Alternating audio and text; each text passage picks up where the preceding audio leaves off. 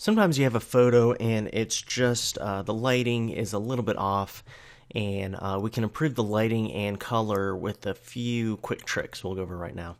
So go ahead and open up brightness, levels, and curves.jpg, and we'll add some adjustment layers. So click on the bottom of the layers panel where it says create new fill or adjustment layer.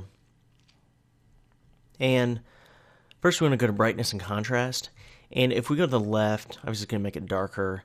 Go to the right, it's going to make it lighter. And this one, I think adding just a little bit of brightness helps. You could experiment with the contrast. If you go way to the left, it's going to be a flatter looking photo. Way to the right, you're going to have a high contrasty photo. This one, I don't think we really need to adjust it, but the brightness really helps out a bit. So I'm going to close that out. I'm going to click on the background layer again, add another adjustment layer. And with the levels, just click on adjustment layer, then levels. We have the shadows here. That doesn't really help adjusting there. Or the highlights, if we bring them over to the left a little bit, you see there's this kind of mountain range of tone. We don't have much content here, so we can really bring that until where that kind of what I call a mountain range begins. And these mid-tones we can adjust as well.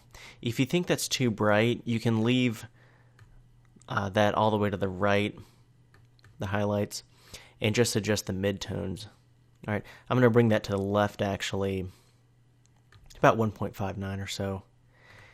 And if any of these effects are too strong, you can adjust the opacity. So if you bring the opacity down, the brightness contrast, or the levels, it's going to affect it and how strong the effect is.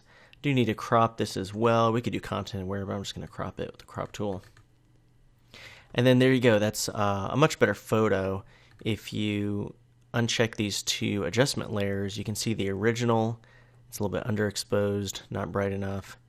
And then the final result with these two quick effects with the brightness contrast and the levels adjustment layers.